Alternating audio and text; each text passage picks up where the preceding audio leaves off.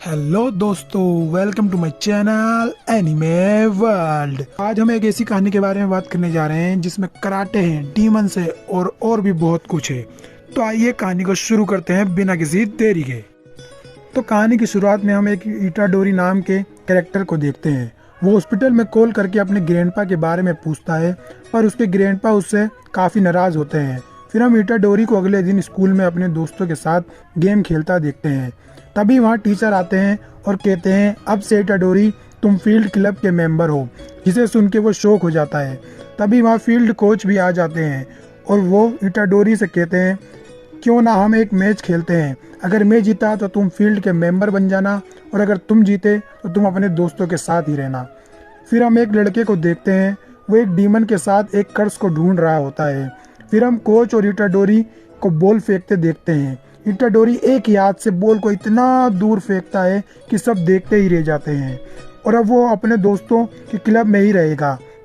तभी हम उस लड़के को देखते हैं, वो मन में ही कहता है कि इसने बिना किसी कर्स के मेटल बॉल को इतनी दूर फेंक दिया, जिसे देख वो भी इम्प्रेस हो जाता है। तभी इटाडोरी उस लड़के के आगे से निकलता है और उस लड़के को एक पावरफुल कर्स सेंस होता है। वो उसे रोकता है, पर इटाडोरी बहुत फास्ट होता है।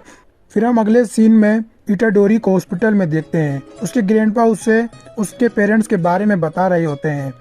तभी इटाडोरी मना कर देता है कि मुझे कुछ नहीं जानना, आप बस आराम करो, मेरे लिए वही काफ़ी है।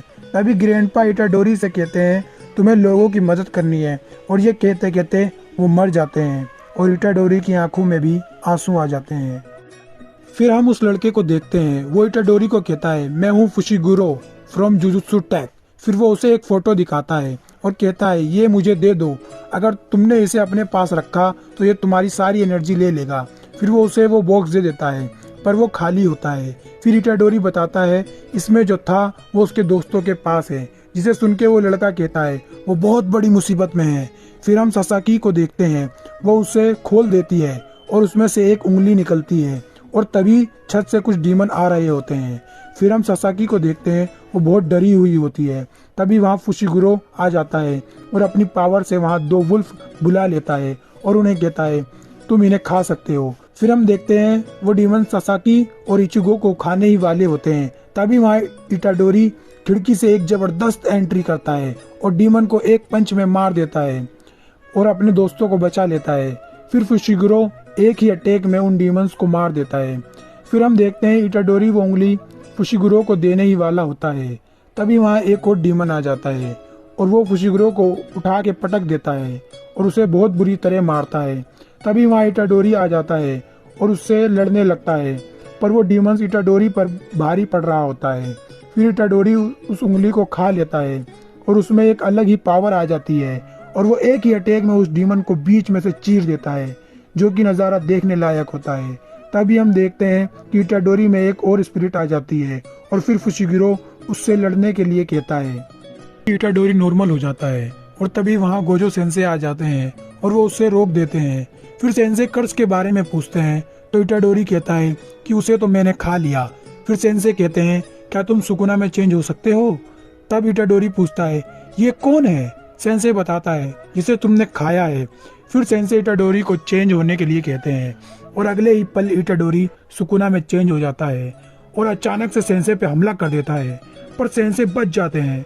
और फिर इटाडोरी सेंसे पर बार बार हमला करता है, पर वो आसानी से बच जाते हैं, जैसे कि ये उनके लिए नॉर्मल हो। फिर सेंसे एक पंच मारते हैं और इटाडोरी दूर जाके गिरता है।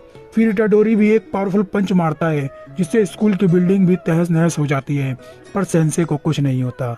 फिर हम देखते हैं इटाडोरी नॉर्मल हो जाता है और सुकुना कहता है कि आखिर क्या है ऐसा इस इटाडोरी में जो मुझे ओवर पावर होने नहीं दे रहा है। फिर सेंसे इटाडोरी को जुजुत्सु ले जाते हैं। फिर वो उसे सुकुना की दूसरी उंगली दिखाते हैं और बताते हैं कि ऐसी 20 हैं। फिर वो कहते हैं, हमारे जुजुत्सु रूल ये कहते हैं कि मैं तुम्हें अभी मार दूं, पर मैं ऐसा नहीं करूंगा। तुम्हारे पास 2 ऑप्शन है, या तो तुम अभी मर जाओ, या तो तुम सुकुना के सारे पार्ट्स ढूंढो और उन्हें अपने अंदर लेके तब मरो। चॉइस तुम्हारी है, पर मरना तो तय है। तो आगे क्या होगा? क्या इटाडोरी तभी मर जाएगा, या फिर वो सुकुना के सारे पार्ट्स कलेक्ट करने के लिए जाएगा? और अगर जाएगा तो वो सारे पार्ट्स कैसे कलेक्ट करेगा? तो ये सब जानने के लिए हमारे साथ बने रहें और हमारे चैनल को सब्सक्राइब जरूर करें और बेल आइकन को भी जरूर दबाएं और वीडियो अच्छी लगी हो तो उसको लाइक भी करें।